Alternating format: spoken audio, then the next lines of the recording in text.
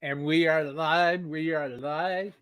Everybody, it is my pleasure to introduce to you Stress Level Red.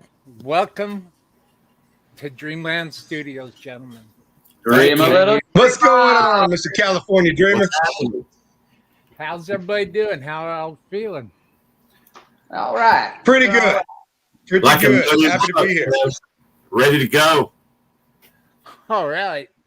Well, we already got some good folks watching. How y'all doing? Nice. How's everybody doing out there? Thanks for tuning in with us. One big misfit family's coming into play, and that's good. That's what we want. Absolutely. Now we get bored with ourselves. And for those that haven't,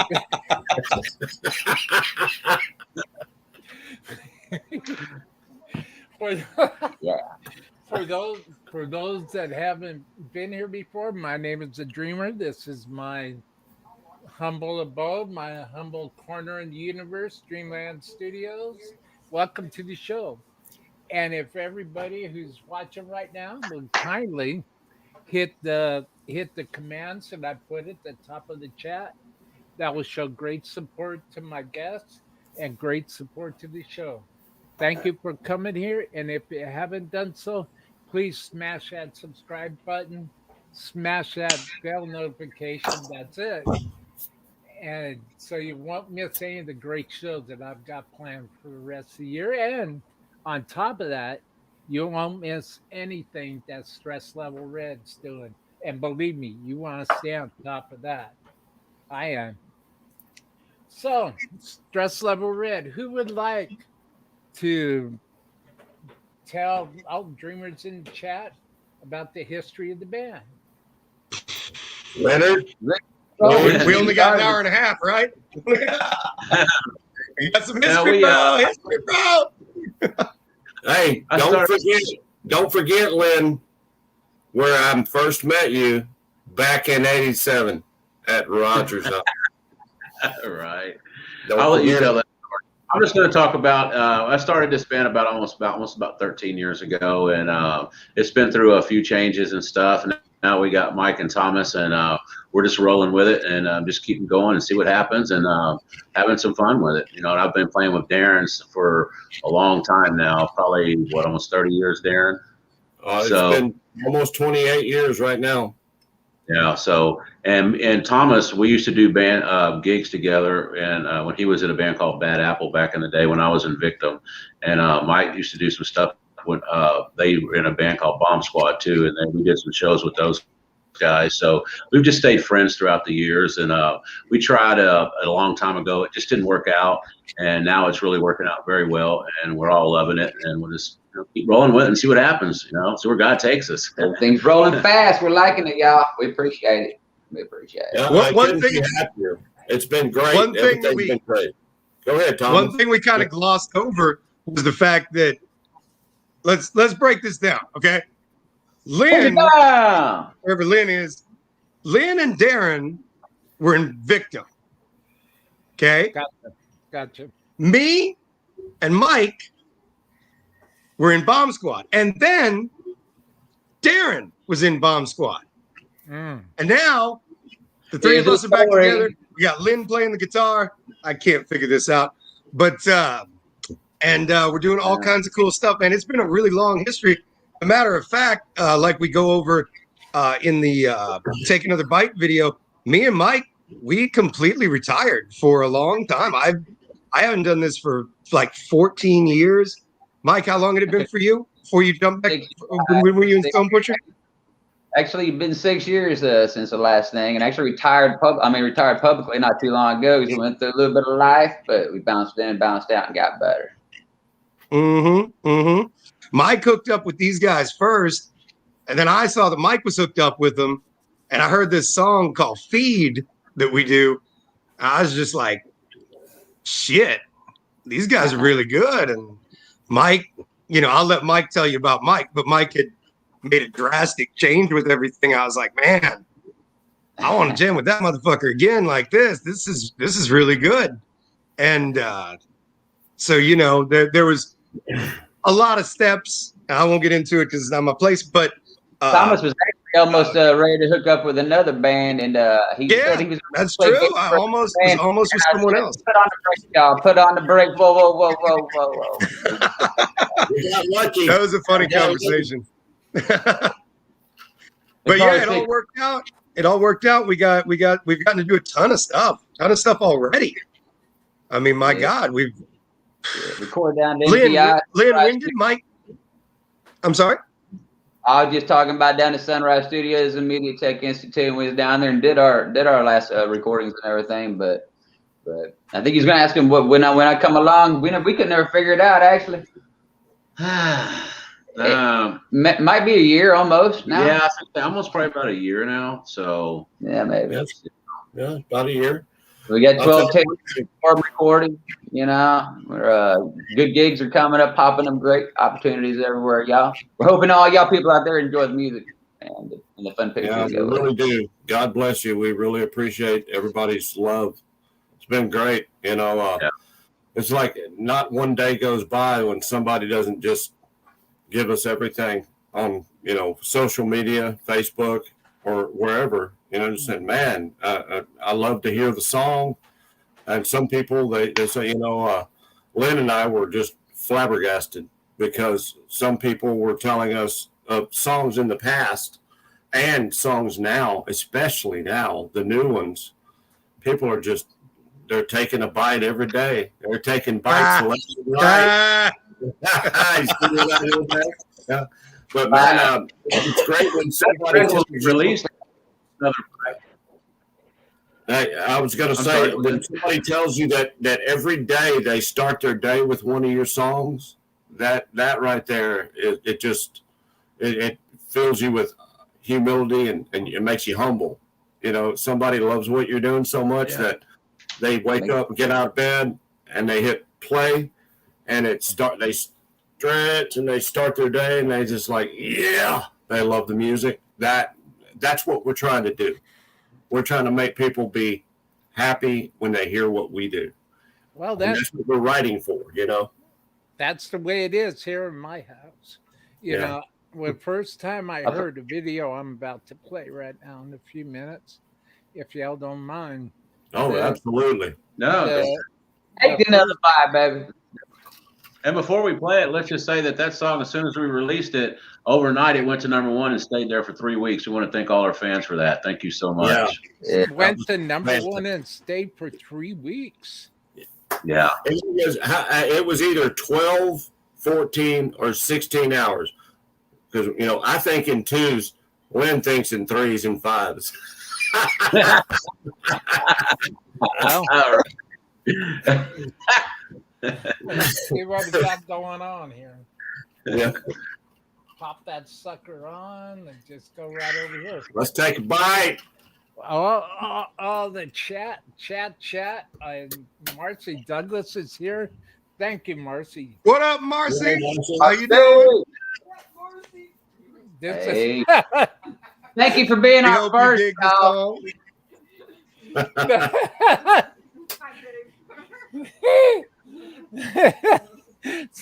My wife, man. I love her. Hey, wife. She rocks. She's so cool. I'm a lucky man, I'll tell you. So, for all those that are in attendance and for all those that are going to see this on the replay, this is a song that immediately went to #1 in my heart, #1 in my soul, and #1 at Dreamland Studios. Because I was watching this and I was absolutely astounded at my connection with it. I had the chills on my arms, the whole 9 yards. This, my lovely dreamers, this is. He did a great job. Way to go, Thomas. Before we do this, let me just say, no. Play the video, then we'll talk. Play the video, then we'll talk. There's a story. You ready for story time, y'all? It's a true story, by the way. I got to defend myself a little bit on this one. We're going to get into that now. We're going to get into you're that. good. Squint. All right. You guys ready? Yes, sir. Stress Level Red ready? The Roll Dreamers are that ready? puppy. Let's do it. This is Take Another Bite. Enjoy. Hope you like it.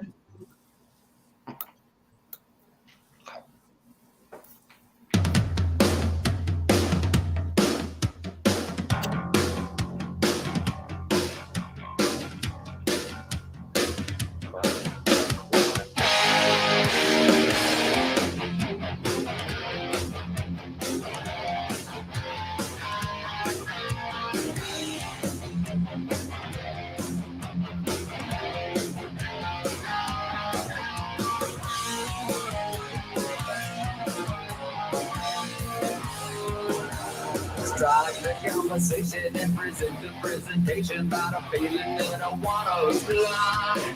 Got a massive concentration for a high acceleration, fever vision, yelling, begging for more. I'm on a midnight, got a line, hold it close and hold it tight to leave you even flat on the floor. I'm on a freight train on the track, don't look down and don't look back, tunnel visionary vision. Whatever gets you through the night.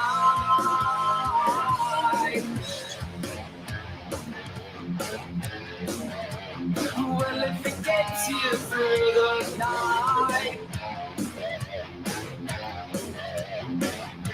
take another bite. Well, if it gets you through the night, take another bite.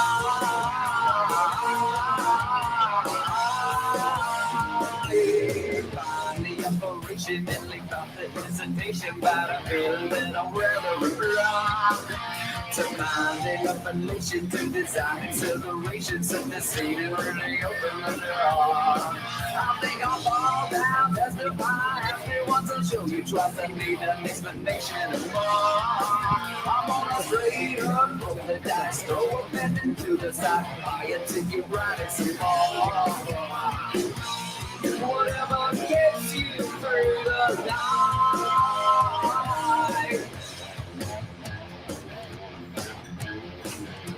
Well, if it gets you through the night, take another bite. Well, if it gets you through the night, take another bite. Darren. Yes, sir.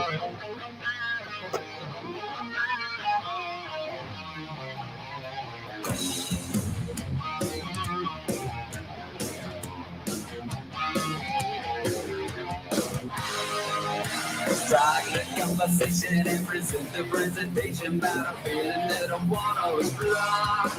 Got a massive concentration for a high acceleration, fever pitching, yelling, begging for more. I'm on a midnight, got a line, hold it close and hold it tight, and leave even flat on the floor. I'm on a freight train on the track, don't look down and don't look back, tunnel visionary that you're. Whatever gets you through the night.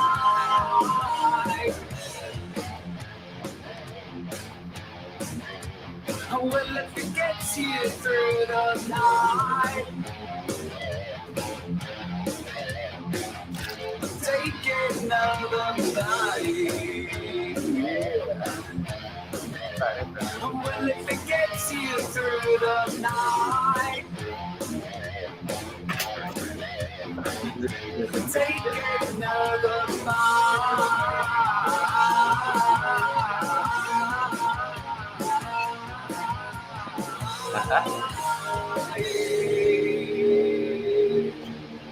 Heidi, y'all.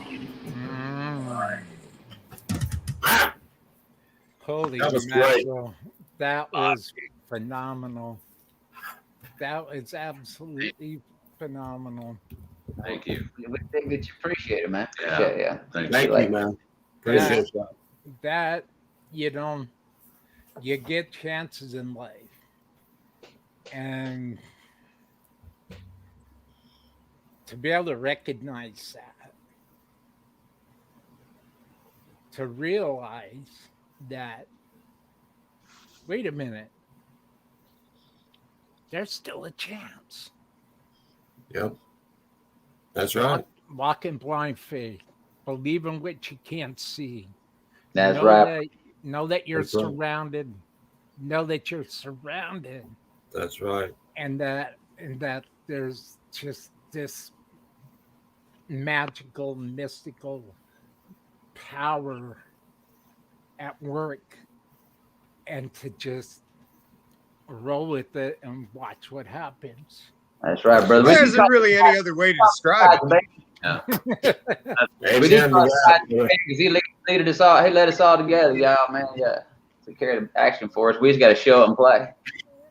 You know, we all have our stories about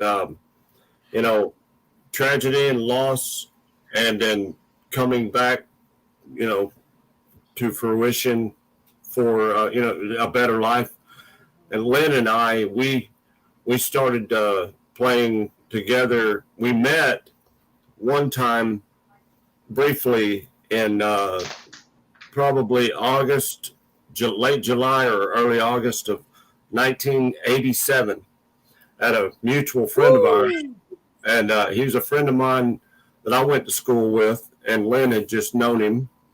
And he was a guitar player, and he was into thrash metal like Anthrax. That's all it seems he ever played. And he'd always be playing Danny Spitz or Scott Ian, just, And then Lyn walks in, and I was visiting Roger Escarino, Augustine, whichever he prefers. And, St. Augustine? Yeah. What's up, Mike? pretty much.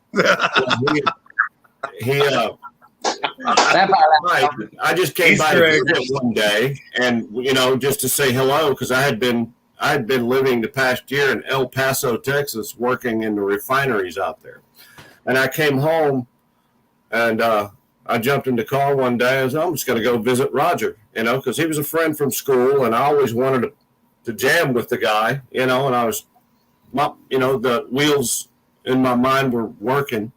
What do I do? How do I get into the music scene? What do I do? And at the time, I didn't even have a drum kit.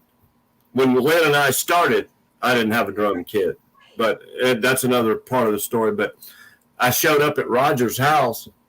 I was there about 20, 30 minutes, and I was, as usual, watching him play through Among the Living Anthrax, and he was playing it note for note. I mean, doing great.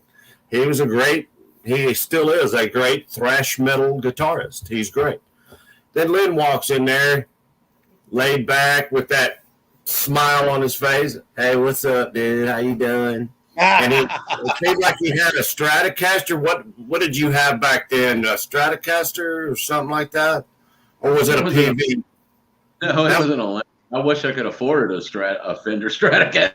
Yeah, back then, we were struggling, but back then, it was $100 Olympic. I bought it at yeah, and I'll tell you what, he just looked at me and just like, blah, blah, blah, and he was hitting those pick harmonics here and there while he was going through the scale. He's down at the end of the neck. He went, did an arpeggio, and I was like, oh my God! The only person other than Yngwie that at that point that I'd ever heard do an arpeggio was Jeff Young, and he played for Megadeth. Yeah. In 1987, So Far, So Good, So What album. And I was like, what? He just pulled a Jeff Young right out of his ass. I was blown away. I was like, I got to jam with this dude. Because I knew at that point, because I know what I know, and I know what's in my mind. I hear drummers play, and I'm like, he's doing good, but man, he should really do this, or I could do this better or that better, without trying to sound like an arrogant jackass, because that's not me. But I was like, man, I'd like to help that guy. I'd like to coach him and tell him how to do something better, you know. Well, I saw him again. I saw Lyn again, and at a Christmas party at a mutual friend of ours. Had a Christmas party at his automotive shop, and in the center of the shop they had an office, freestanding office, and on top there was a drum kit, and they had some speakers and stuff, and that's where RJ used to like to go to jam. And so Lyn said, let's get together and hang out. And so Lyn brought his guitar and amp.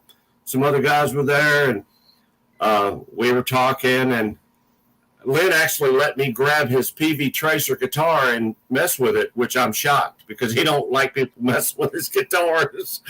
And he let me play with it. And I remember he was talking to RJ, and then he just did this number. He went, "Oh, that's pretty good." And then he comes in there and says, "Hey, that wasn't bad, dude. You know, well, we're going to put this band together. And we need, RJ's going to do the drums, and I'm going to be the lead guitarist, and Willie will do rhythm." And my friend Don Laney, who is the ex-singer of Stress Level Red, but he said he'll sing, and we need a bass player. And I was like, dude, I'm a drummer or I'm a guitarist. You pick. And he said, you can try the bass. And at the time, I know that Lyn, just knowing him now, back then he was kind of like, I don't know if this guy knows what he's talking about or doing. And he was right to do that. Well, I went down and bought a bass, and I was back a week later. And I played bass guitar for the band Rough Justice. And then RJ, 4 or 5 months later, after our first show, I played the first gig with this band on bass. And then he quit, the drummer, and he said, use my drum set. And he had a nice double bass Pearl kit with stand, cymbal, snare. It was great. Nice kit. Use it as long as you need, bud. I trust you. And that's where we started with Rough Justice. And years later, we ditched the name because some other younger kids had adopted that name, I guess. Was that right, Lyn? Some younger kids had done that, adopted the name Rough Justice. And we didn't want to step on the younger kids. So, we said, no, let them have it. And Lyn came up with Stress Level Red, and here we are, man. Oh, man, I didn't know that. It's awesome. That was I'm over here learning things on the Dreamer podcast. Yeah, you're learning shit. Yeah, we're teaching you guys the history, but I didn't know that. I didn't know that this was Rough Justice. Yeah. I said we go take those little funks out, take the name back. Well, I'm just getting too much fun with Stress Level Red name. No way. No, I like the name Stress Level Red way better anyway.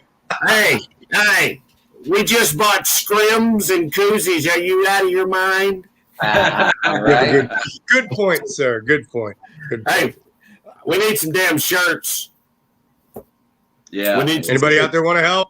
We're up for donations. So fun, man. Yeah, poop people. Yeah, potty. As a matter of fact, that you mentioned. Hey, can you give me just a minute?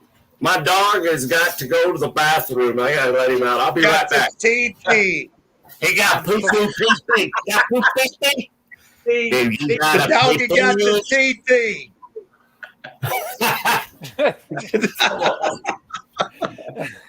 Come on. Double D dog gotta go Tay. Dang, y'all.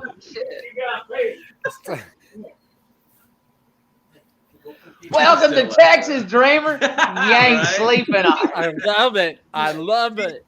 I love it. Oh no, you ain't waking up. False alarm. Oh. Hey, now He's that like a kid. He's like, I got potty, and then you go, okay, come in here, and he's like, I don't gotta go after all. Drive me nuts. Like I'm singing or something. Drive me nuts. That actually sounds like the family cat. What up, Scott? She'll get on the side of the bed at 4:30 in the morning, get right in my ear, and start talking to me. Hi. Hey. So Cindy gets up, I get up, and we one of us get out here and put down her food, then she'll take a couple nibbles and walk away. California drink. Not those. That's the cutest thing. So where's old Crazy Legs? Hey, everybody who's watching right now, look right over at the lamp there behind Mr. Darren. We What got is an it? Crazy Legs. We got a Pet spider. visitor. We got Darren's buddy Crazy Legs back there hanging out in the lamp. For those of you that don't know, Darren lives in the hill country, and he gets the big mutant fucking spiders that show up at his place, and we get pictures of them. But he makes friends with them. I don't know, but if you he's gotta apparently go got one on the outside- lamp right now. What's that? Say I what? said apparently you got one of them crazy ass spiders on the lamp right now. Well, yeah. I mean, I got an 8-legged. I got a 4-legged furry friend here, and I got an 8-legged hairy fucker right back here. Excuse my language. Nah, that's all right. And hey, let's see if we can get a visual. Oh, there you go. Smile for the camera, y'all. Let me He's move- about to get hit and get all kinds of spider powers. I got to move my Audad skull that I shot last year. I'm a Ted Nugent, by the way. Oh yeah. Yeah. Yeah, motherfucker hunts his own food. I don't He's know Tarzan. if you're going to see it, but he's right there. Do you have a I name s- for him? I believe I see him. See it? Yeah, I see him right there on the edge. He's Yeah. hanging out right there, right on the rim, right there. Yep, he's on the rim. He is right on the rim, That's right there. amazing. Say hi to everybody in Rim job. California. What the hell is a rim job? That's my he said rim job. Ah, ah, ah, ah, ah. Oh my gosh. Yeah. So let's see, what were we talking about? I'll take Hey. another bite. Who But fucking knows? Hey, disclaimer. I have a disclaimer I want to share with everyone. okay. We are good We Christian should always. men, and we love the Lord. We praise God daily, and without God, we wouldn't be able to do the things that we do. And with that being said, we do have some, our mouths tend to say We things. swear a shouldn't. fuck of a lot. We swear, but we ask forgiveness, but Feel bad. we are definitely good Christian men. And He's sick. without the Lord, we could not be where we are today. And we're thankful for that. Amen to that. Well, I was Ricky Lee just give you a shout out. Oh yeah, bro. Calling in the red phone, calling in the president's hotline. What's up, Rich? I got Uncle Sam, Cat, man. What's up, Rich? Richard Lee out in Hockley, Texas. Marcy Douglas said y'all sound good. Thank you, Marcy. Marcy, thank you. Hope you stick around for what happens next, y'all. We got a whole lot planned coming. We've got. We were supposed to be debuting a brand new song on here tonight called "Turns to Red," and we got the master mix like 45 minutes before this show, and we had everything ready to go. But when it came down to some bass and bass drum tones, it just wasn't working. And we don't want to put out something that isn't going to be quite right. So please, anybody out there that is listening, be on the lookout for this song. It should be coming up probably within the next week. It's called "Turns to Red." It's a whole different thing than the song you just heard. It's real personal, real catchy. You will definitely dig it. If you like what you heard just a minute ago, you will absolutely love this song. So send us a like on Facebook. Send us a friend request. Definitely the stuff will be up there. There's links to our YouTube channels, I'm sure, in the description for this. Jayland Yeah, is we- going to we play on his we radio wish we show. could have done it. Circus What was that, Mike? Circus of the Dark radio show hosted by Jay Yeah, Ring that's right. This is our radio show. My bad. on I've Sunday been night. dealing with stuff all The week, and I forgot audio about for that. your holes out there, y'all. So Yeah, thank you, Jay. Appreciate it. Big Thanks, shout out, Jay. Jay. Thank you very much. So, I guess if Darren got to tell his story about how he met Lyn, Then I'm going to tell my story about how me and Mike got together. So, tell us. Ironically enough, and I want to weave this in here. Ironically enough, I saw Mike for the first time at a Dangerous Toys show. Hopefully, all of you know who Dangerous Toys is. If you don't, you need to Google them immediately after this interview is over. Immediately. So, Jason, I was just out of high school. It was probably 1995. I went to this place called Hurricane Alley down here in Houston, and they were opening for Dangerous Toys. And this motherfucker, it's Sebastian Bach up on stage from Skid Row. If you don't know who Skid Row is, you need to Google them right after you Google Dangerous Toys after this interview. But motherfucker's pulling Sebastian Bach up there on stage, and I was just like, holy fuck, look at this guy. And I was just out of high school, so I'm not going to be going up and talking to some motherfucker that's doing Sebastian Bach. I'm like, no, we'll figure it out. So you fast forward a few years. So. Say what? I was a ripe 19, I believe, at the time. I was just a few years behind you. I still am, I guess. But so fast forward a few years, and I'm working at Guitar Center, and Mr. Mikey walks in with another good friend of ours named Caesar. Caesar, I hope you're watching. Guitar. Shout out to Caesar. They walk into Guitar Center, and I see him, and I know I was dealing with a customer at the time, and I basically told him to fuck off. And I ran across the store, and I was like, I've been in bands now. I can do this now. You, let's do something together. And so they were looking for some shit for getting Bomb Squad going.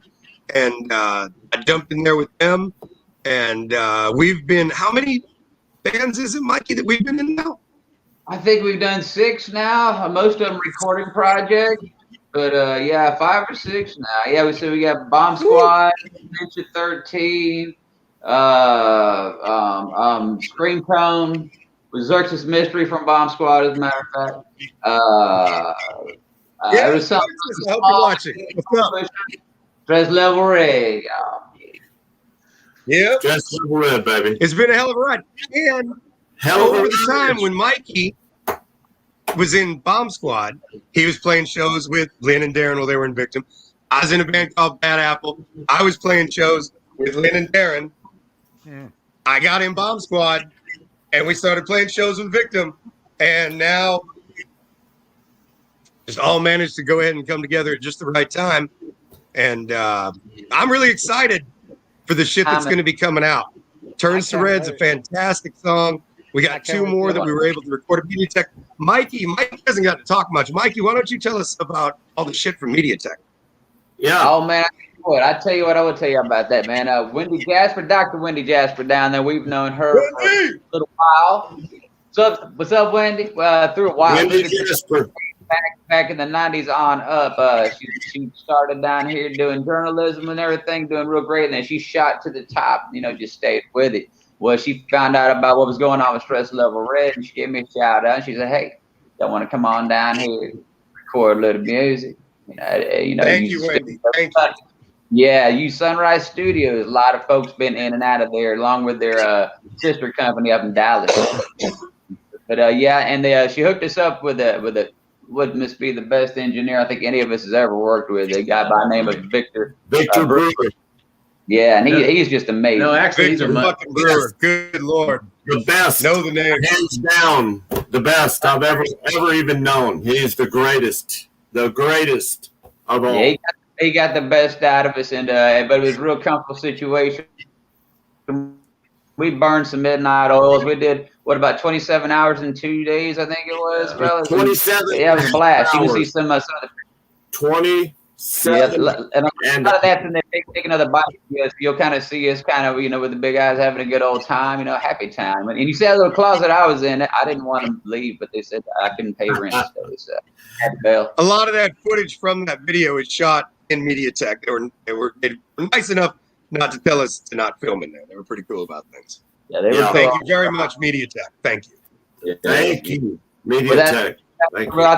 We wouldn't be here talking with you. Y'all had nothing to listen to. We'd just be playing some live shows. But hey, we would still be trying to figure out what we're doing. Yeah, we would still be trying to figure out, okay, where we're going to record this amazing stuff that we've come up with. If Dr. Jasper had not said, hey, guys, why don't you just come here and do a few songs, and while you're doing it, we'll have our students come in while Victor Brewer, Taught him at the same time. one of the greatest engineers of all time, while he is teaching his class, he's a professor of music. What's up, Mike? What's up, Kelly? Hello. Hey, Michelle. Hey, what's up? Grew up in Huntsville, Texas, y'all. Out there, Venus Air Butterfly House. He's y'all. Sorry, D. That's all right. That's okay. Hey, Kelly. Hello, Michelle. Oh. Anyway, Victor, Dr. Wendy Jasper brought us in and said, you guys come record an EP with Victor, our professor, and he will teach a class. And if you don't mind, you can be the subject of the class. And do you mind answering questions for the students? And we said, we'll do anything you want us to do. Just let us come record. And she goes, you're in. And we did. And from that moment, it just got better and better and better and better and better. And some of those students were asking questions. And Lyn, Thomas, Mike, and I were there to answer their questions. And we would love to do that so much more. I mean, we enjoyed helping the kids learn what we're doing and what we're about, while they're learning how to mic up a drum kit, a guitar rack, set up the bass, set up the microphones and all that. They ask us questions. And it was just a really great experience. And Lyn especially was able to reach a couple of the students that were asking him questions. And by the grace of God, was able to say, I give all the glory to God for giving me the talent that he's given me. And I got chills when he said that. And it was great. The kids got their knowledge. They got to get with a bunch of old guys that can really bring it musically. And all of that being said, at the end of the day, we talked about God, and it made us happy. And it made everybody there it was just a fantastic experience. It made everybody happy. I couldn't be more thrilled about what we did and what we're going to do in the future. And I hope that we can go back and do more. We're going to be blessed enough to actually play for them guys later on in September, probably. Yeah. We'll get to hook up with them again. I can't wait. Oh, it's going to be great. That's Video Fest, y'all. Well, you know, when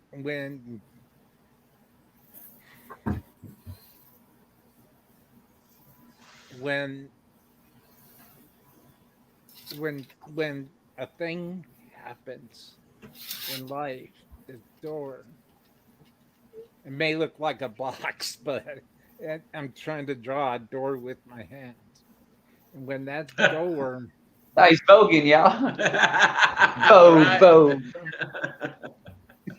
Hey, Macarena, y'all. Hi. We're mixing the shit now. A bad music mix, y'all. Bad music mix. Remember, TV. you wanted us on your show. Remember that. You wanted us to Dream a little dream on me. Hey, you asked for Beavis and Butthead. You got us. well, no, come on. and plus that deal.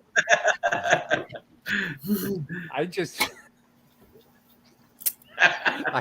remember that I was walking through the desert, and it dawned on me that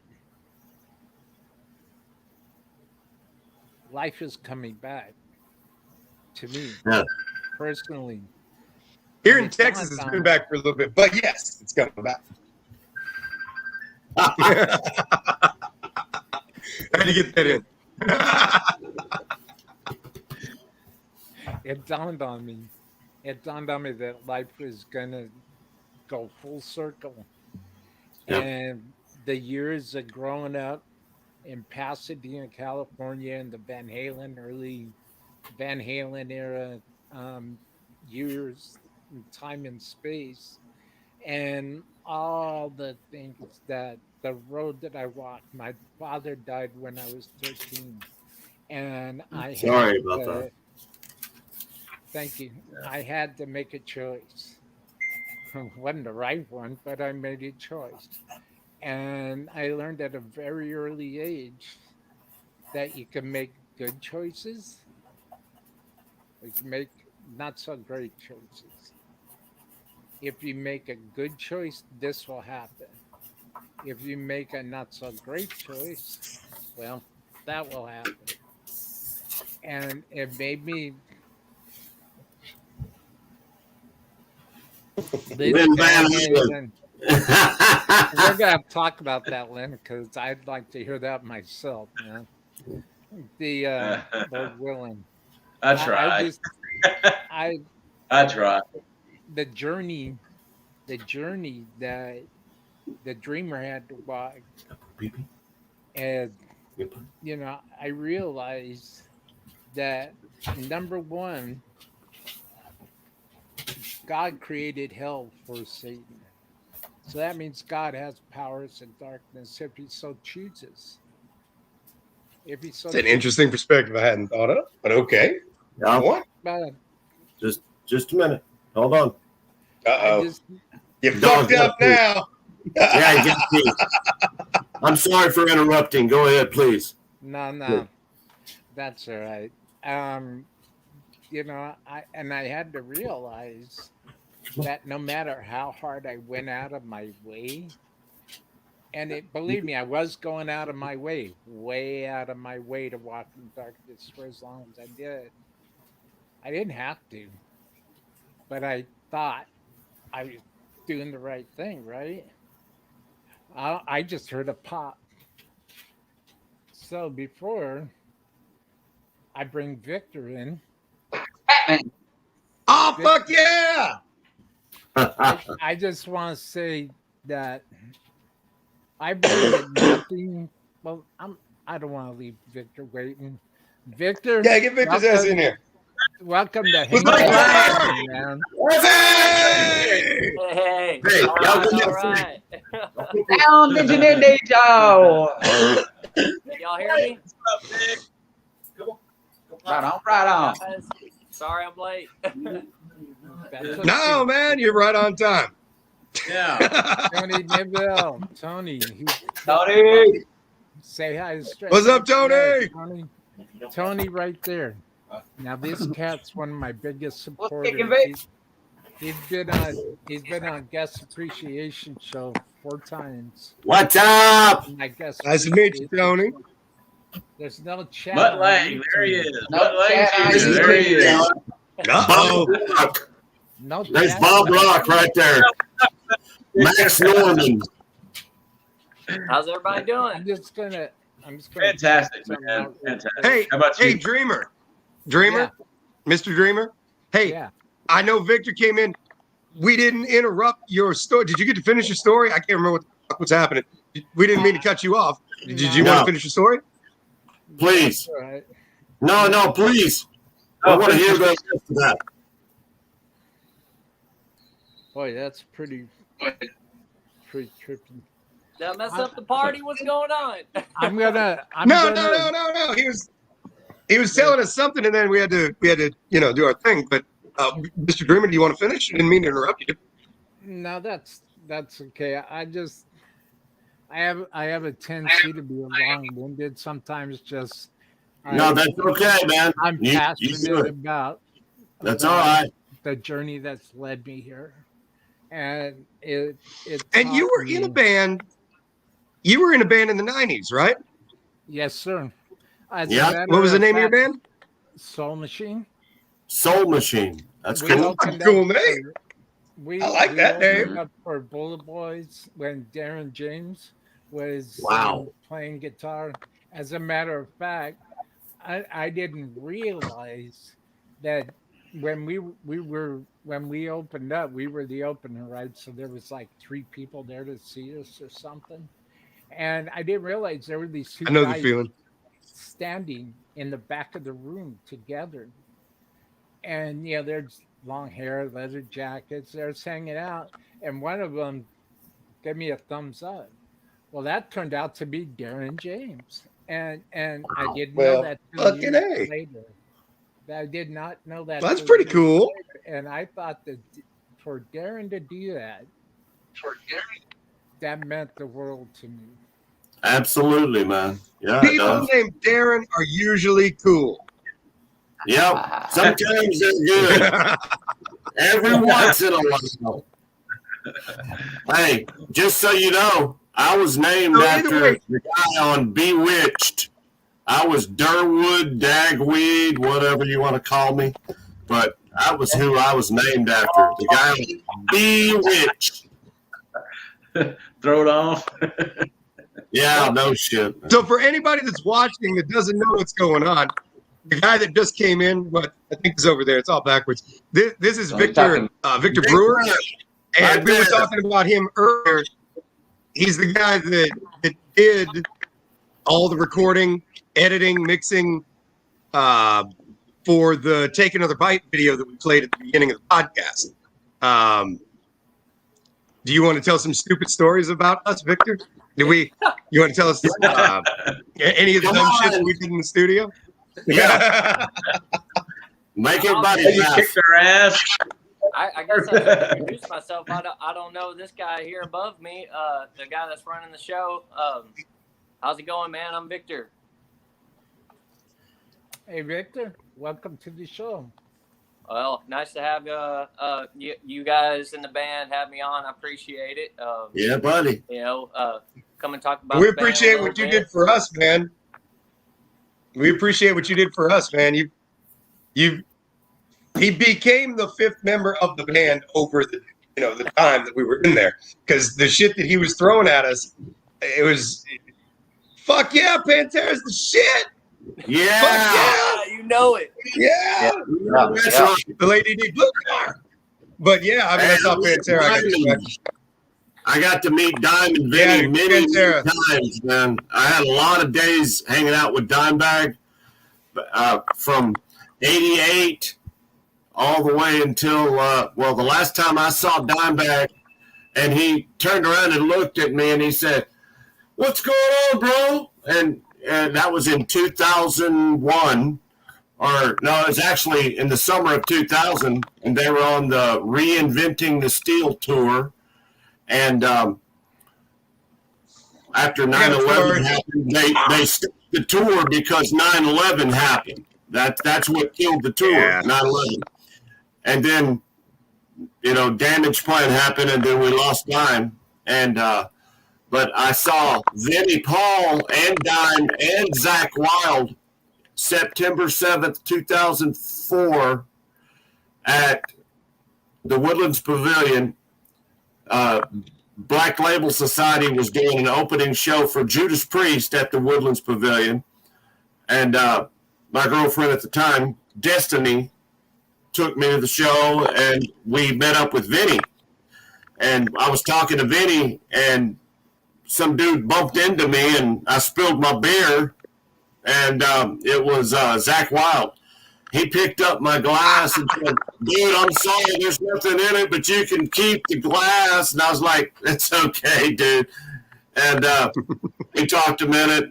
I talked with Vinny for about 30 minutes, and also got to talk with Jeffrey Thompson Mayhem, his security guard, the guy that died that night with Dime and the guys. Yeah. He was Pantera security. He's the guy that saved Vinnie Paul's life that night. But anyway, they invited us into the bar to do some Black Tooth Grin shots. Wow. Dude, they lined the bar up with like 50 shots across the bar. And he said, "Grab 2 of them." So I grabbed 2 of them, and he goes, "Do them at the same time, Dimebag. Come on, Double D, do a double." And I went, "Whoop." we had the time of our lives. It was great. And 2 months later, well, let's see, September, October, November, 3 months later, almost 3 months later, he was gone. 7 months later. Yeah. 10 months later. Anyway, that was a good Dime story. And Gotta get it out. Dimebag will always be forever in my heart. Good guy. Darren, were you backstage at the Reinventing the Steel tour? Yes, I was. I was too. I was sitting right behind Vinny when he was doing Becoming. I wanted to watch his feet. Oh, fuck yeah. That shit was great. Yep. That's the man. Derek got distracted, but we were talking to Victor because I know he just got in here. Victor, I'm sorry, buddy. I'm sorry. Hey, I got plenty of time for anything Pantera, man. Yeah, me too. Me too. Oh. Hey, just a quick fact. I don't know if any of you guys know this, but my good friend and ex-bandmate for 3 months, Marzi Montezeri, he and I, we put together a band with another guy named Joel, not Joel Gregoire, another guy playing bass, Irishman. Joel mixed something. I don't remember his last name, but he's a great guy. And this was in 2005. Marzi and I were hanging out for probably 6 months, just about every Tuesday night, because we'd go to 222 Yale downtown Houston. And if you could flip a coin and beat the bartender heads or tails, all the drinks that you asked for are free. And I would get about 6 or 7 shots, and I would kick his ass every time. I only lost one time out of about 1,200.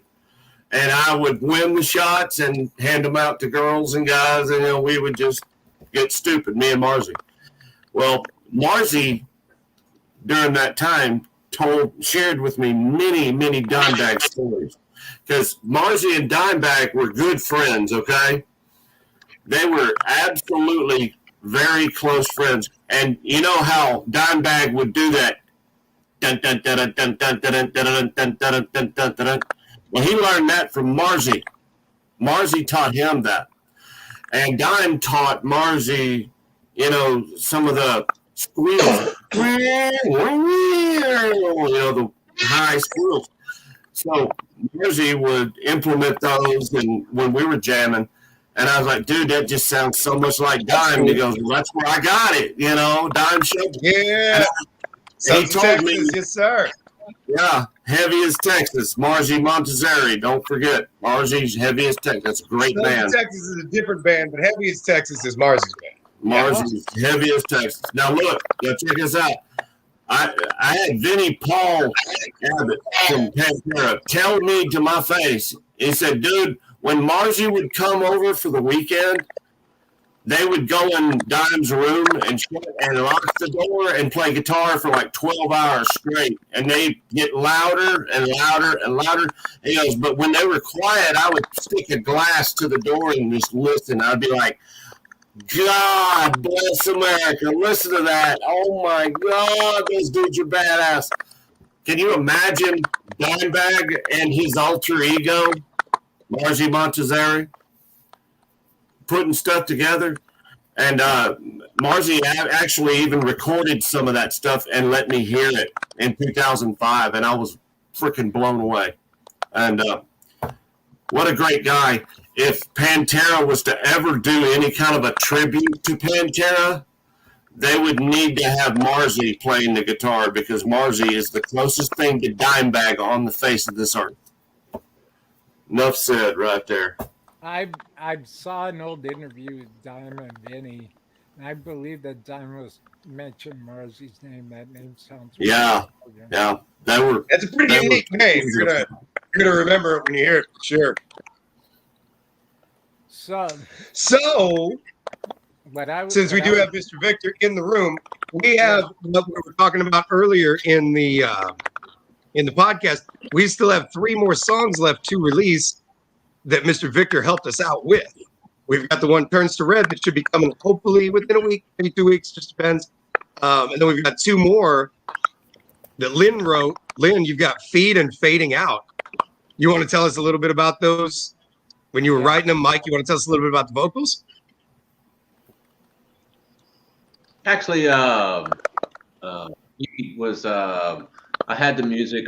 Sat down one day and I just kept hearing this riff in my head. Just kept messing with it, and next thing I know, I put it all together and called Feed. I don't know what else really to say Feed's about it. Fucking awesome. I love Feed. Thank you. It is. Then Fading awesome. Out. Picking up another band of Fading mine, Out's and really then good too. Yeah, I'm really looking forward to that one getting released. That's up over next, 20 years. isn't it? Well, Yeah. Lyn, Fading Out. What did we used to call that one? Are both of them old songs that we're redoing? Yeah, Okay. aren't they, Lyn? Those are old songs we did. But I rewrite the lyrics and the Yeah. vocal pattern. Oh, absolutely. Yeah. So Mike, that was something we worked on before I even got into it. When we hooked up a long time ago, and we just wanted to recreate and make the lyrics and knock it out of the park, and to record it and make it sound really amazing. Yeah, I did. Mr. Mike, look at him sitting there like, oh, look at me, I'm the greatest. Hey, look here. I'm gonna do my Victor impersonation. Watch. Yeah, sit back. I can look at him. I don't always record music, but when I do, it sounds fucking great. Did you? Yeah, You got your spectacles on. Yeah. Yeah. Here you gotta sit Hey, back. Victor, now do Darren. Yeah, hey,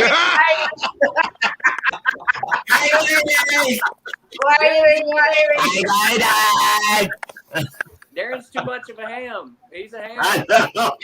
Right? Yeah, if he was a ham, he'd be the rear end of it. That's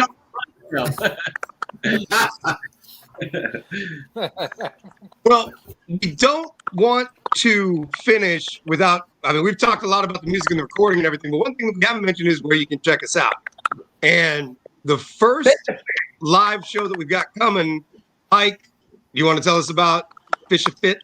Yeah, look, it's called Fish Fit at BFE Rock Club in Houston, Texas, y'all. That'd be on June 26th. It's for a really great dude, fellow musician, and a promoter as well.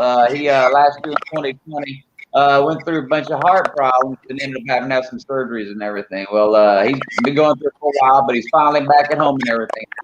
And but the old bills keep rolling in on him, and they don't care. So we all gonna get together, throw him a good old shindig, try to raise some cash to try to help out everything. And yeah, we hope everybody can come on out and see us. There's a whole lot of. There's about 5-6 of us at bands out there playing, man. A lot of good entertainment. I think there's 7 total. I think there's 7 total bands.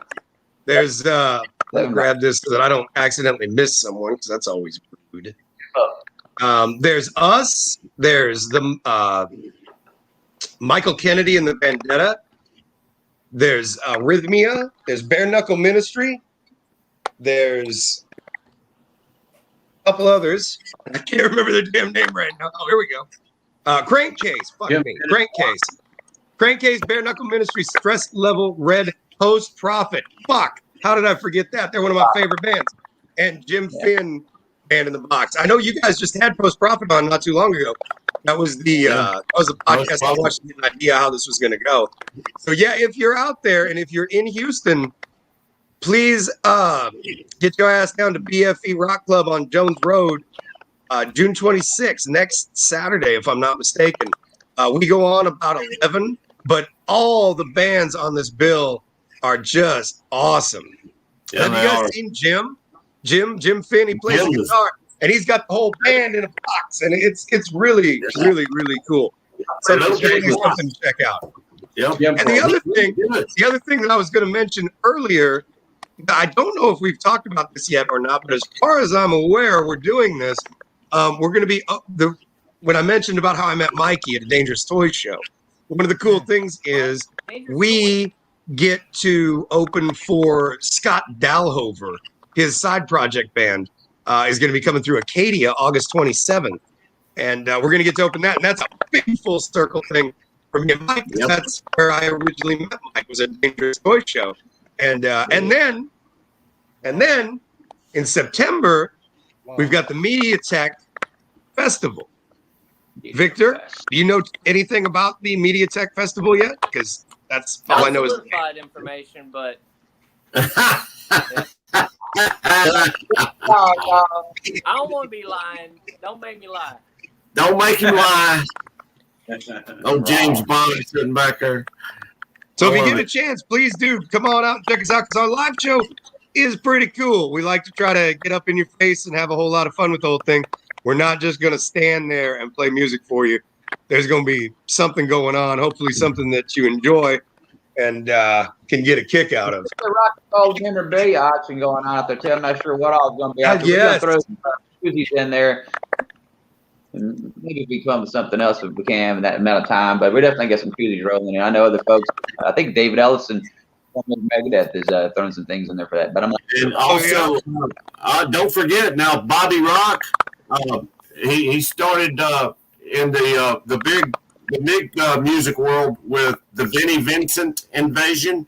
Yeah. And he was a drum instructor here in Houston, or there in Houston, should I say. And him and Craig LeMay were both drum instructors, and they both did a battle of the band, or like a drum contest, and it came down to Bobby Rock and Craig LeMay. And Carmine Appice was one of the judges, and he said, I have to see these guys do it again. I can't choose between them. They're so great, both of them. That's cool. Yeah, they are very good. The winner got the recording contract with Vinnie Vincent Invasion. Oh, wow. And Bobby Rock. But before that, he was leaning toward Craig LeMay, and I heard that from someone that actually showed me where he had written it down. Carmine Appice said Craig LeMay, and he put the star by Craig's name like he wanted him to win. And then they said, I just can't choose. Anyway, long story short, Bobby Rock went on to play after that with Nelson, and he's done several other things, and now he right now is playing with Lita Ford. Yeah. And Bobby Rock and David Ellison from Megadeth have both put up on Facebook. They shared information about the Fish Fit for Fish Thomas, because he has been a promoter for a long time, apparently. And he has helped David Ellison and Megadeth, and David with his side projects outside of Megadeth, and also Bobby Rock. And they both said nothing but great things about Fish. Yeah. And this guy really needs help. Dude, if you can, please help out. He really does. He needs GoFundMe, $5, $10, $1, $2. The more it stacks up, the more he makes. It doesn't matter if you got $5 or $10 or $20. It doesn't matter. He needs whatever you give him, because the guy is really struggling financially to pay the bills. And once it gets to a certain amount, they start going, well, you're not paying your bills. I don't know if we can do the procedure because we don't know if we're getting paid. The like the emoji. We've got to help this guy. We really do. So I'm honored to be able to go play Fish Fit next weekend. Absolutely. I'm really looking forward to this one for a number of reasons. Our last show, the one that we just played back in May, like I said earlier, it was my first time on stage in 14 years. Mike's first time in 6. It was a fucking blur. It was good time, but my God, it was fast. So I'm looking forward to getting up there again, getting to do it again, and getting to help out Mr. Thomas, because he absolutely deserves it, without a doubt. Yeah. And one story I want to make sure to get in, before we're done is, if some of y'all noticed, Mr. Darren, when he said down there in Houston, some of y'all may or may not know this. I live in Cypress, Texas. Mike, you live in Willis?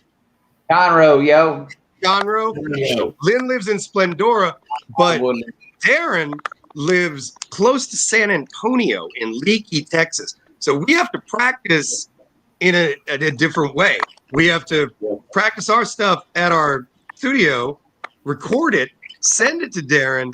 Darren does his stuff, gets it together, and we get together when we can. And as a matter of fact, Lyn, why don't you tell the story about how many times we had gotten together the first time that we met Mr. Victor over there?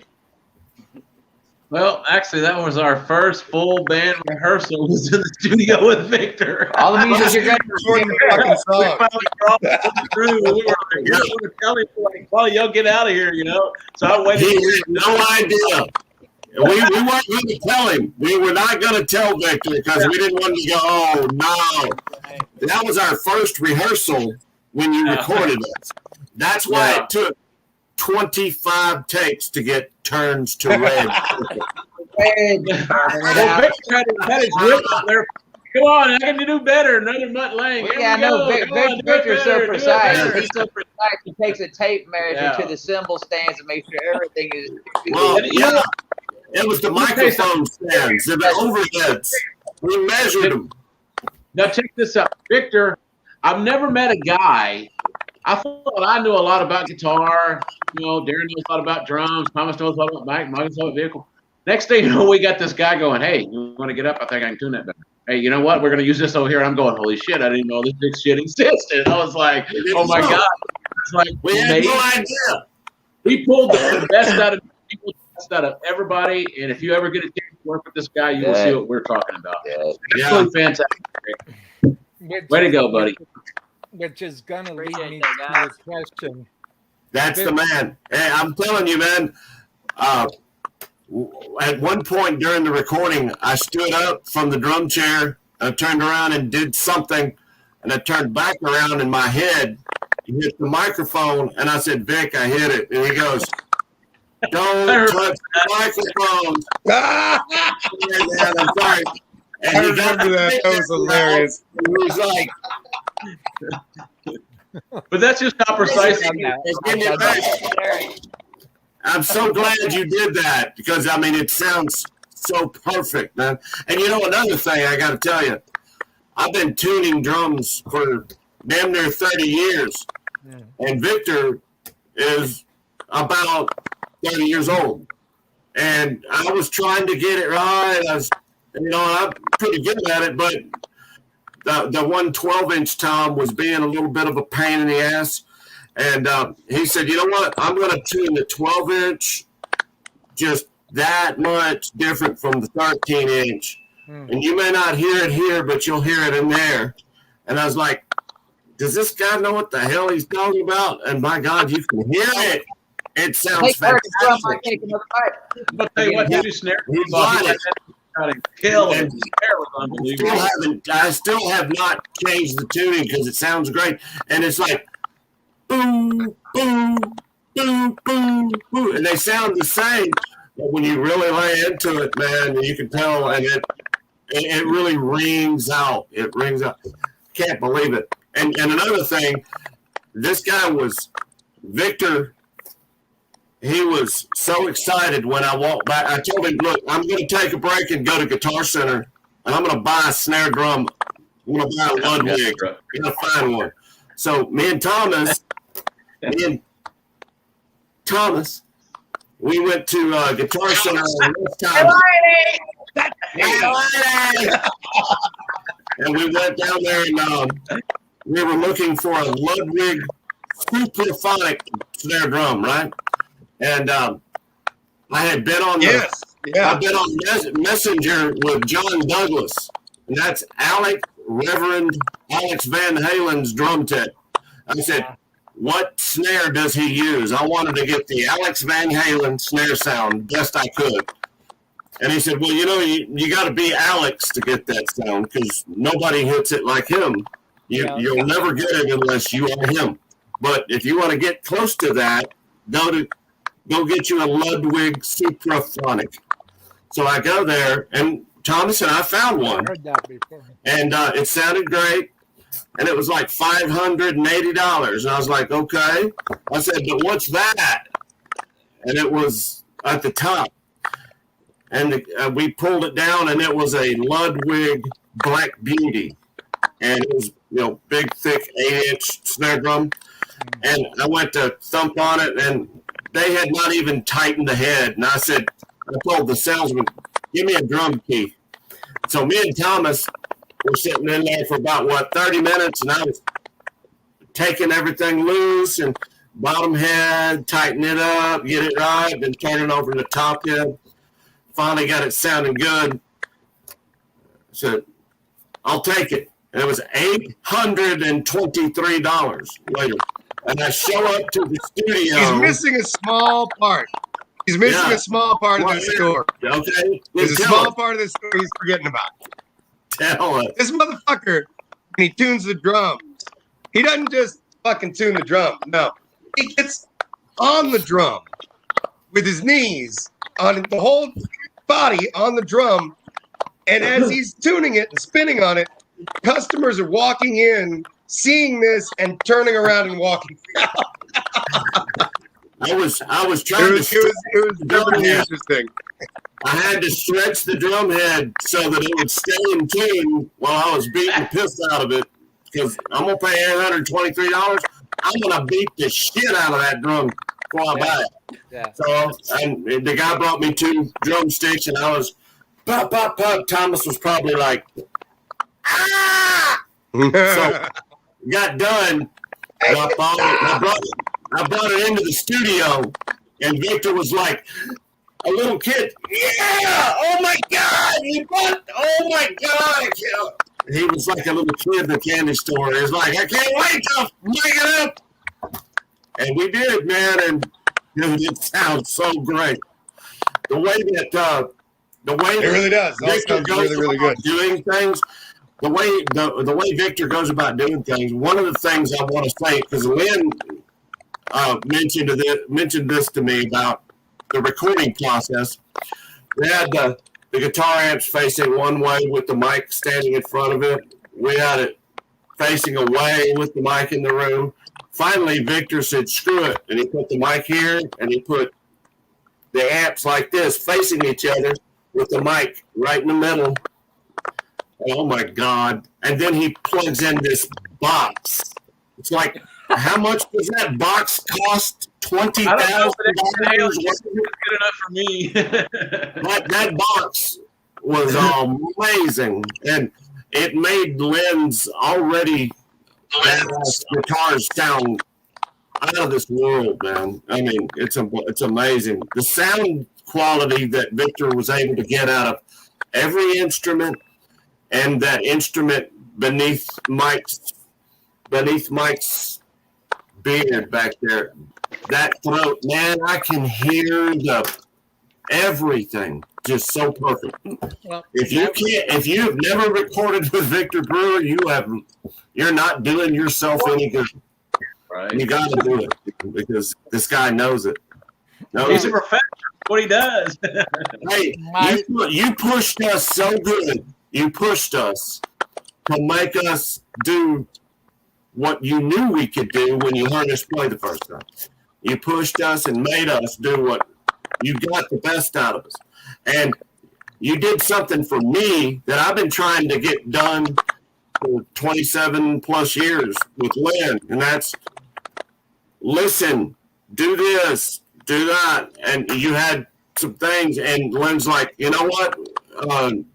We just play for the music, play for the song. You told me, how about just don't be hitting all those cymbals and doing that. Just play straight through and do this and do that. You are yes, play straight through and let the song breathe. And man, it's amazing. But I got to tell you one thing, Victor. When it comes to doing Barely Awake, I am going to be busier than a one-legged cat trying to cover up. Oh my God! Yeah, and wait till you get drums on that song, man. That shit's fucking nuts. I'm going to need your ear on that one because I'm going to be doing quads out of the world, and then just hands just never stop. So be prepared, sir. Well, thank you, Victor. You did. Be prepared. So good. There he is. Strike the conversation and present the presentation. Got a feeling that I wanna slide. Got a massive concentration for a high acceleration. People bitching, yelling, begging for more. I'm on a midnight, got a line. Hold it close and hold it tight and leave you even flat on the floor. I'm on a freight train on the track. Don't look down and don't look back. It's a visionary vision. Whatever gets you through the night.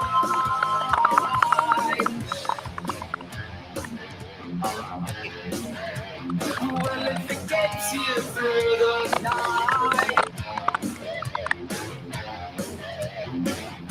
take another bite. Well, if it gets you through the night, take another bite.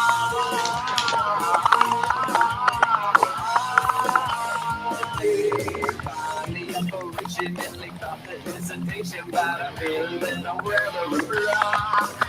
To mind an evolution, to design acceleration, set the scene and really open the door. I think I'll fall down, testify, ask me once and show you twice. I need an explanation of more.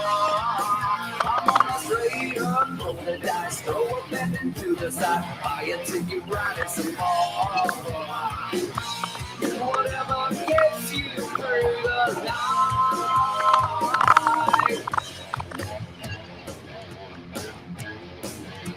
Well, if it gets you through the night, take another bite. Well, if it gets you through the night, take another bite.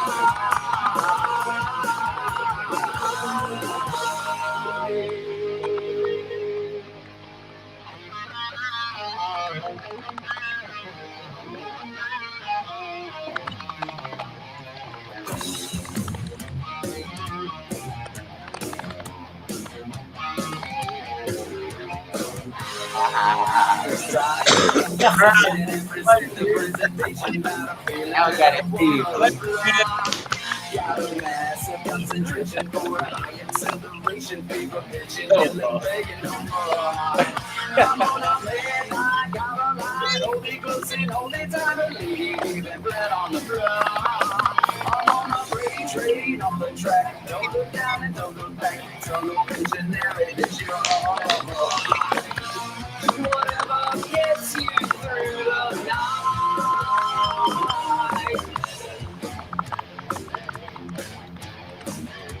Well, if it gets you through the night,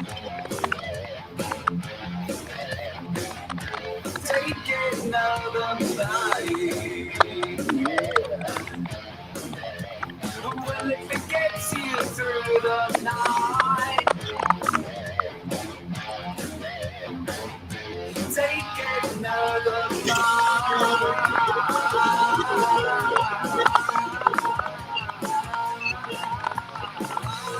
Awesome. That's awesome, Thomas.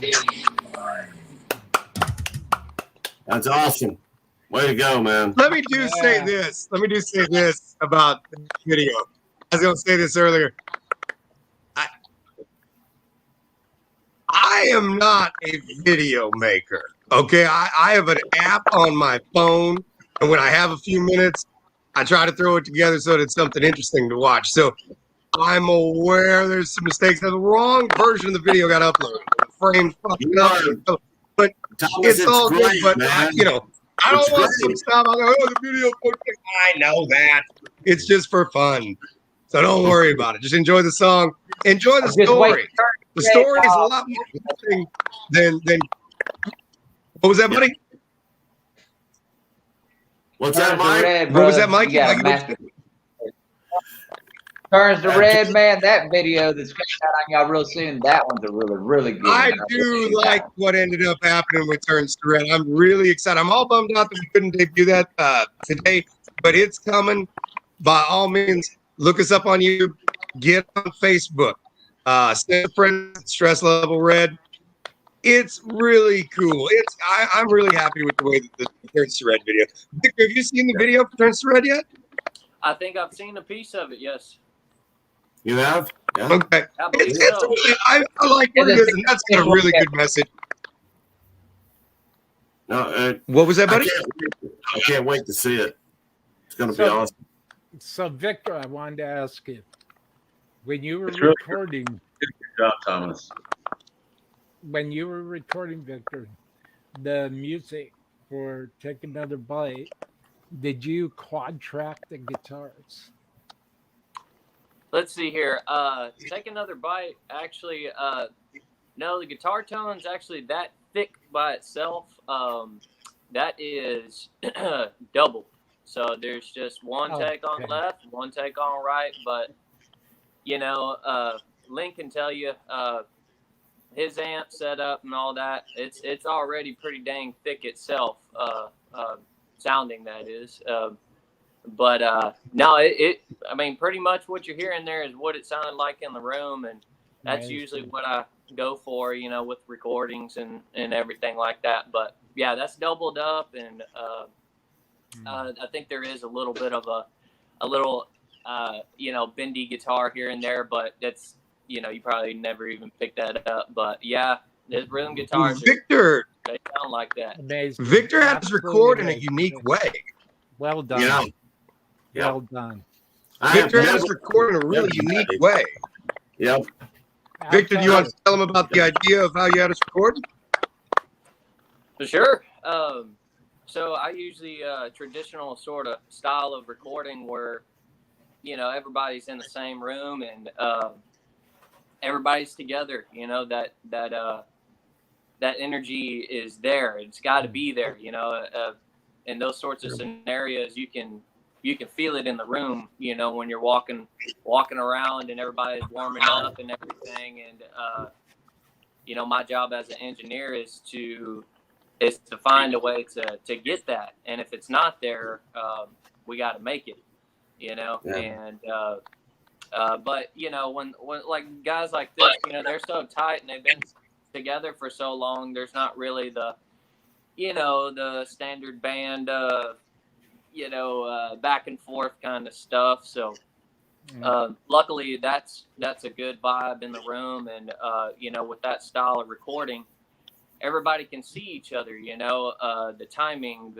the little nods here and there for downbeats and, you know, just the tiny little things that just a normal listener would never really know about. But when the recording comes out, that really matters, you know, and especially with them, they've, from what I know with them, they did a lot of playing live, you know, so, with that sort of sound, you know, that's what they're used to. So it even works better with a band like that. So you can sort of deliver that kind of sound, you know, if they're feeding off each other in the room a little easier, instead of doing your, you know, how bands do these days where everything's sort of tracked independently. And then that also has its own, you know, sound. But I think with these guys, it worked for the better in that way.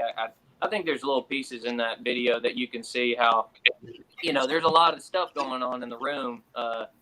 So it can be a little bit more difficult with recording techniques and isolation. But I think my sound, as an engineer, is definitely to go after, you know, a real sound. It's not, there's nothing fake there, you know, like.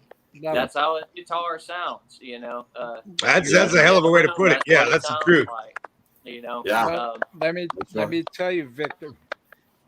The first time I heard "Take Another Bite," right, and I'm speaking from a music lover, you know, standpoint. I'm speaking from the person who is looking and searching for that energy. that I know that I need in my life, in my heart, in my soul, in my marriage, in my home, in everything that I do. I need that energy. I need that. I hunger for that, right?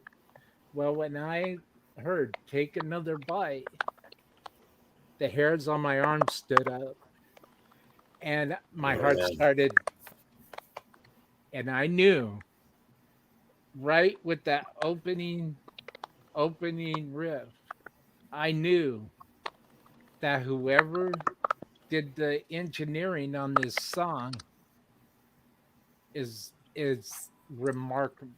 It is. Absolutely It really is. remarkable. That's a good word. I knew it. I could feel it.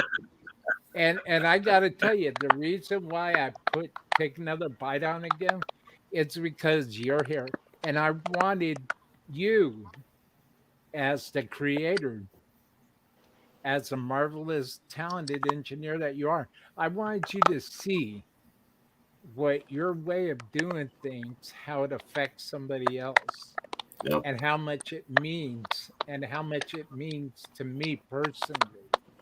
That's awesome. I love it. I can't thank you enough, Victor.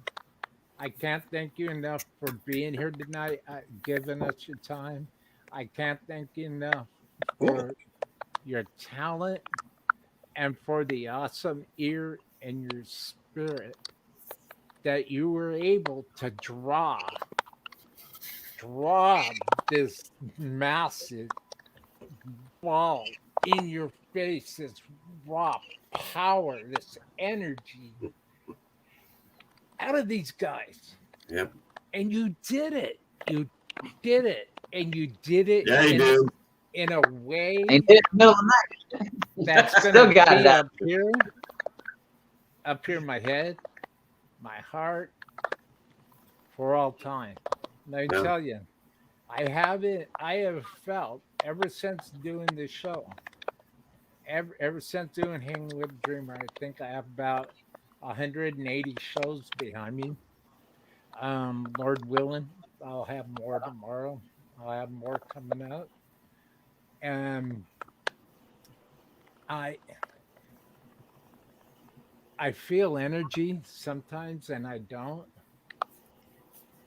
But most of the time there's always something, right? But always. But to have that raw, that feel of energy that is just in your face. Like when I kind of got lost. I put on Take Another Bite. I got lost. I drifted off somewhere because that energy was flowing through my body. And that energy was just embracing my spirit, man. I could feel it right here. Yeah. And I could feel it. I'm like, man. Victor, you are awesome. And I'm very privileged. Well, I can't tell you enough how much I appreciate the kind words. I'm glad you feel the fire coming off it. That's what it's all about, dude. We're really, as an engineer, normally these kind of things are done by the band, and for them to invite me to come on and to participate, that's really super cool of them, and to have a little bit of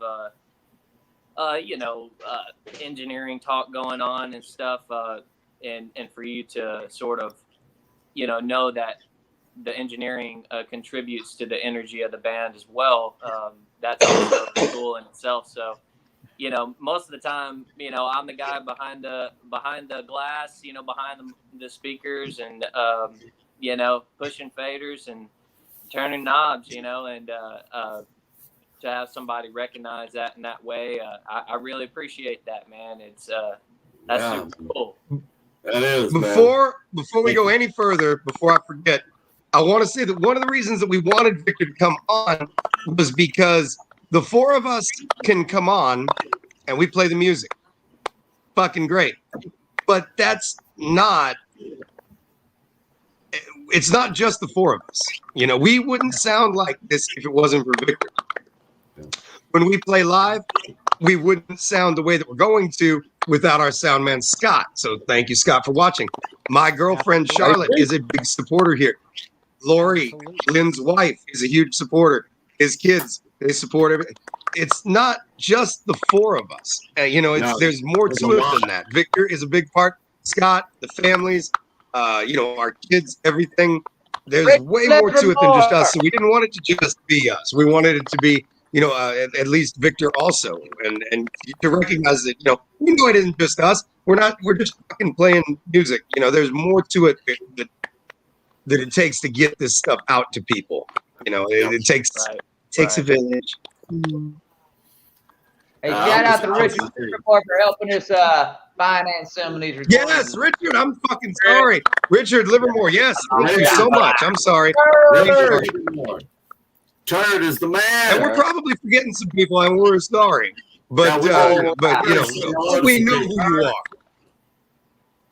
Well, also, Victor, I wanted to ask you, do you have any tracks right there that you would like to play at this moment that you are comfortable with? I don't know that I have the technology to do that. I'm just on my cellular phone here. So, yeah, cellular. Stuff in the bag. Almost cellular. Almost cellular. I think all I got that makes noise is this thing here, but I played that during the video, so. Hell yeah. Yeah, Lyn, there goes Nice. my V. There's the V I was telling you about, Lyn. There it is. Oh, dude. That's Cool. Oh, wow. Hey, that's an old 97 rock sticker in the middle, isn't it? That's a nice. Actually, I believe it come off Rock 101. Yeah. On Rock 101. Yeah. 101 sticker. I believe that's what it come off of. That's awesome. My first guitar, yeah. That is cool, dude. I love it. I miss those days, man. So, what's the future plans for Stress Level Red for everybody? By the way, before I finish what I was going to say, we have 5 hearts. And I see 5 hearts. And at one point, we had almost 18 people watching. That's not bad. So get hit it. You gotta start. You gotta crawl before you can walk, right? And you gotta walk before you can run, and you gotta run before you could hit the marathon, hit the Olympics, and set a world record. Yep. Everybody, and I've heard people try to say otherwise, but well, That's true. You're right. But everybody crawls. Yeah, and you know what? Just like I'm one of them. Lyn and I started out nearly 30 years ago, and we went through so much to get to be able to do what we're able to do now. And we've gone from here to here, back down to here, up to here, back down to here, back up. It never stops, you know. Every time you try to do something new, you go back down to here, and you got to build your way back up. Yeah. And this thing right here that we're doing, the Stress Level Red, it seems as if though we're doing this number, and it just keeps going and going and going. And like we were talking about earlier, when we released Take Another Bite or Turns to Red, I'm not sure which one.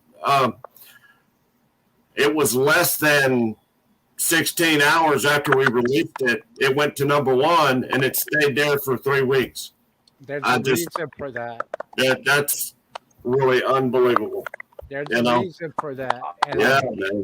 Yeah, and I'll tell you, and I don't know, Victor. Maybe you can identify with this, and maybe not. You know, if not, that's cool too. But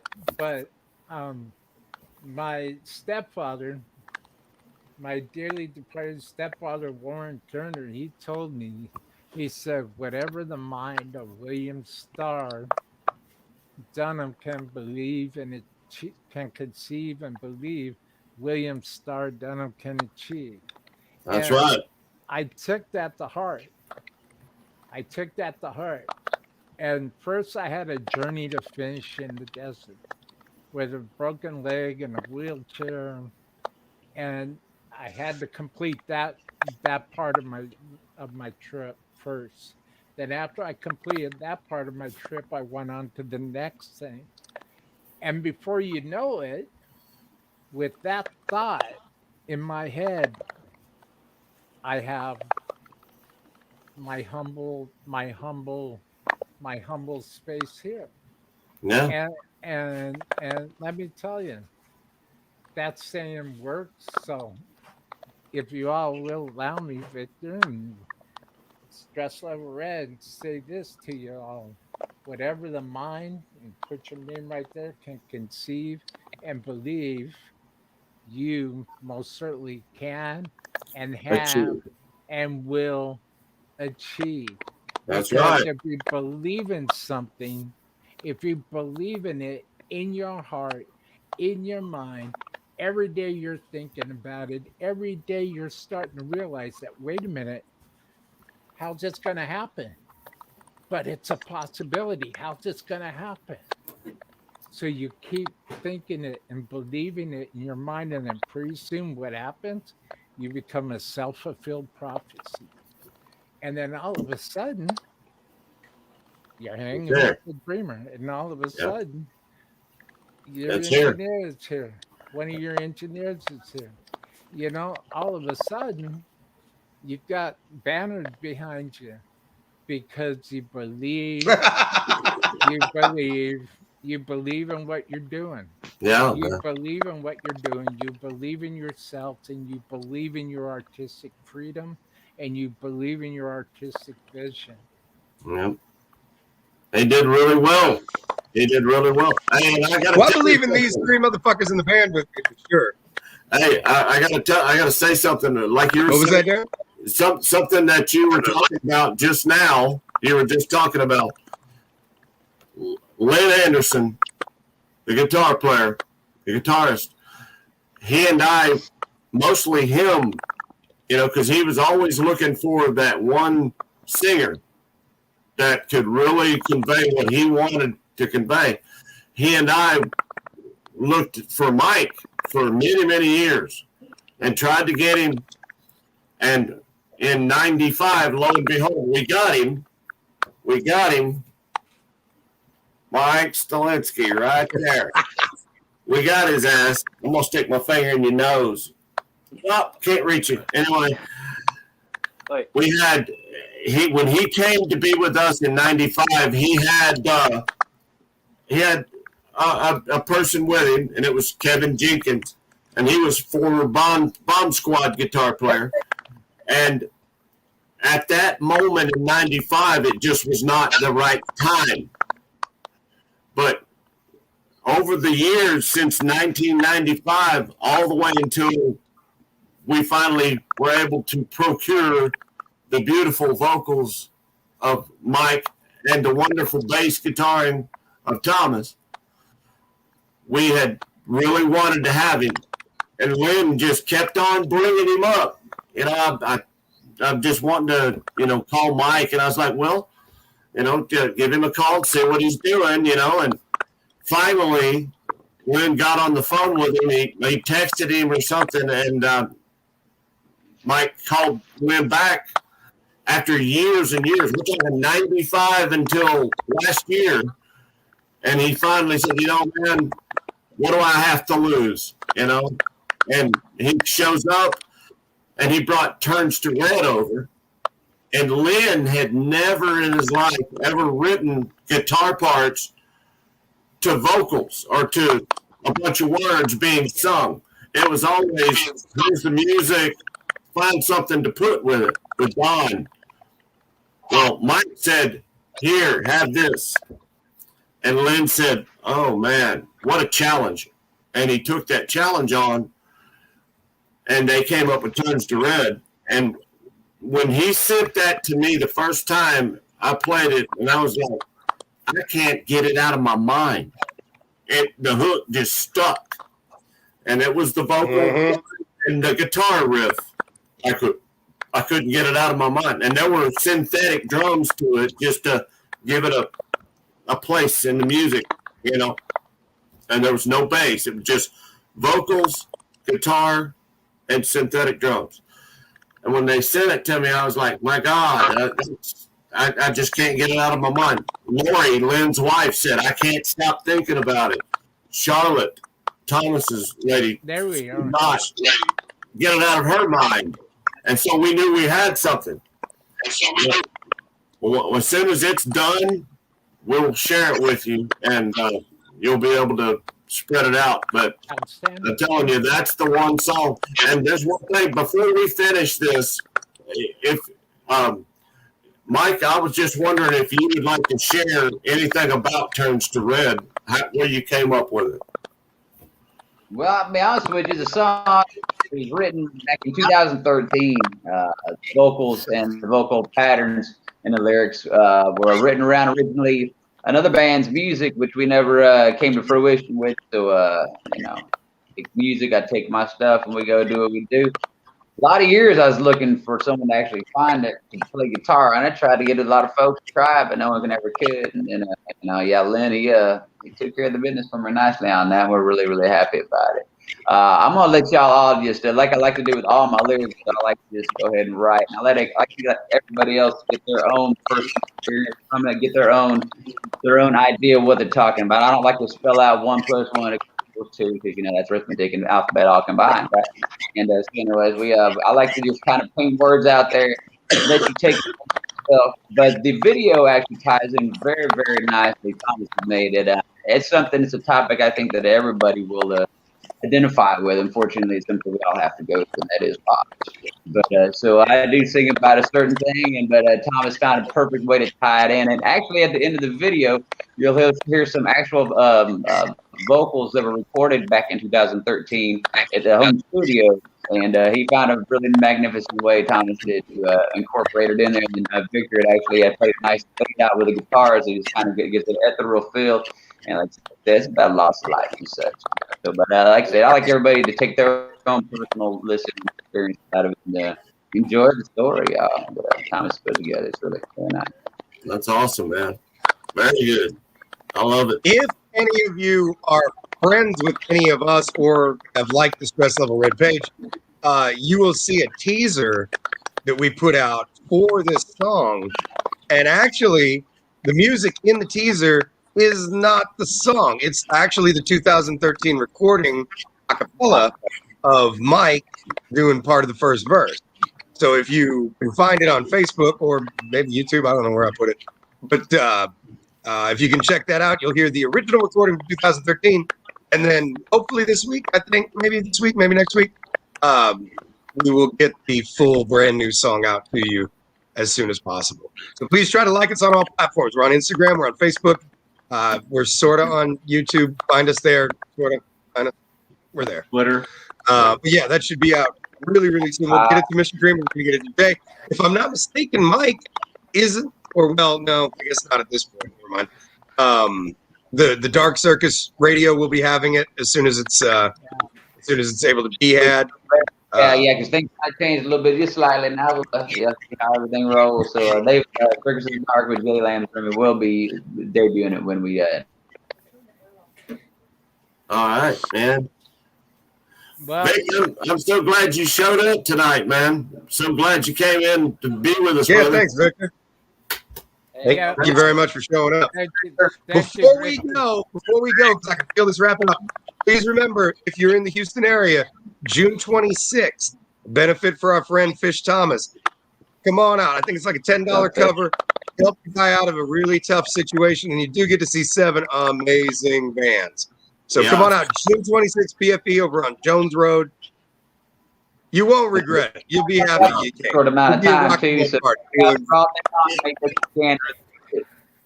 You'll be glad you did.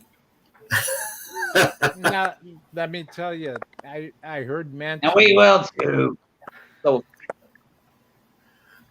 I heard mention. What were you saying, Mr. Dreamer? I heard mention that our music was dead. No, it's not, Dad. No. And that's one of the reasons why I started this show. Yeah. About 2.5 years ago. It's when I heard that, and I thought to myself, That's bull. That's not true. Okay. You know, hey, you know who Eddie Trunk is? Live you know, and well, level red, y'all. Hey, do you know who Eddie Trunk is? Trunk Nation and on Sirius XM, Trunk Nation and on what is it? Hair Nation on Monday evenings. Trunk Nation. Yeah. On volume every day at on channel 106 on Sirius. He was talking just like yesterday. I listen. I have like those little wireless earbuds. Well, I put one in my ear, one for the boss and one for me. And I listened to him when he's talking, and he said, people keep trying to push out this, for lack of a better term, a narrative that our type of music is dead. And he said, quite frankly, it's the opposite. It has never been more alive than it is right now. Right. So the more we put it out, the more we will get. So, you know, that's something you need to look forward to. Things like what you're doing and what we're doing and what Victor is recording, you know, the things that we do, we're continuing to keep this music out there. Because if we weren't doing it, what would we have? We would have processed, chopped up junk that, you know, this guy says, okay, I hit an A chord, fix it in the mix. That's none of that. No. You got musicians in the room together with a microphone recording it. We do. That's you know, 4 or 5, 3, 4, 5, 6 people, however many in the band, creating something together, and with a genius like Victor recording it, you can't go wrong. And you get that out there, and like Eddie Trunk said, don't ever stop and support your bands. Support, if you hear something you like Hold On Hollywood, I know that Thomas likes them a lot, and they're a good band, man. They are a good band. They're a real good band. They're a really good band, and they're a local Houston band. And check them out if you can. Good gigs. They get good gigs because they're a great band. And I have no doubt in my mind Stress Level Red will end up doing bigger, better gigs in the future because, I mean, we've done one show with this lineup. That's our third practice. Third rehearsal. First show. That was our third practice. Fuck it, we'll do it live. We'll do it. Fourth one is going to be our next show, y'all. Yeah. Come out and have some foreplay with us. Foreplay, Thank you, guys. Hey, thank you for having us tonight, man. We really appreciate Thank you, brother. Mr. Dreamer. We do hope to be back with you more than a few times, man. This has actually been a ton of fun.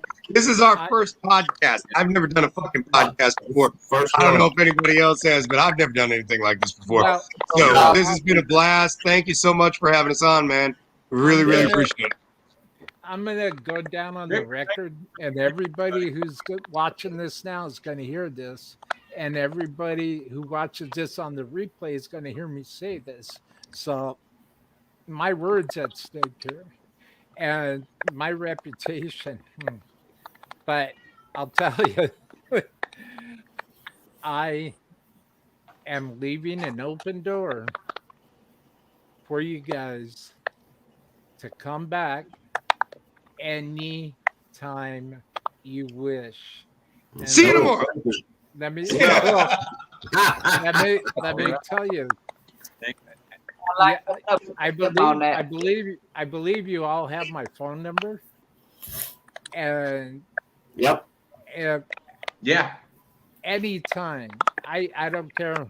You know, if I only have 2 days notice, I'll throw a show together real quick. I'll stop what I'm doing and throw a show. And now let me tell you why I'm doing this. It's because you guys have captured the essence of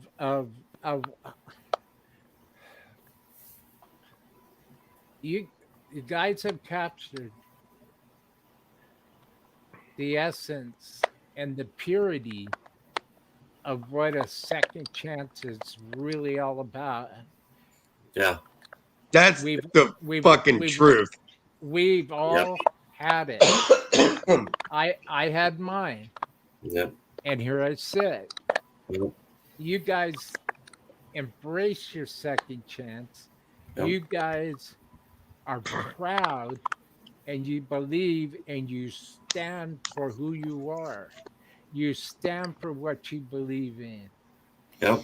Always remember, and I don't care who it is that says it to me or to you all or whoever it might be at the time.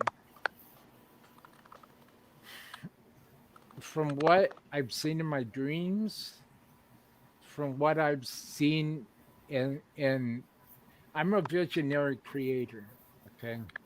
I go to sleep when I kiss my wife goodnight and I go to sleep and when I'm sleeping, it never fails. When I least expect it, things start creeping in and coming into my mind. And I'll wake up, just sit right up on the bed at 3:00 in the morning and go, trying not to wake my wife up. And I'm thinking, wow, my whole body's just electrified, just vibrating, right? And I'm thinking, that's what I'm going to do. So I kind of shake it off a little bit. I go back to bed. And then when I get up in the morning, it's in the back of my head. I come into my little humble abode, put on some music. Lately, it's been a whole lot of stress level red during meditation time. Yeah. And I meditate and I start clearing out my mind. I start clearing out my soul and my heart. And I breathe in, breathe out, and breathe in and breathe out. And then all of a sudden, like that, just like a bolt of lightning, that very thing that got me sitting up on the side of the bed at 3 in the morning, completely electrified, completely vibrating, my whole body just completely vibrating, becomes clear in my mind. Well, that's good. And then all of a sudden,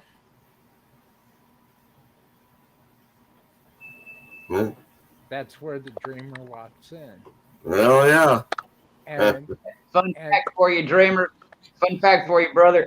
Just piggybacking on you going to sleep and waking up. That's actually how all these vocal lyrics, melodies were written for these songs. Actually, I'd be falling asleep and I'd be hearing them. Or more importantly, I'd wake up early in the morning and God would say, "Hey, pick up a pen and go," because you're already hearing it in your head. And next thing you know, that's how all these songs that you've heard or you will hear next four coming up 4 songs.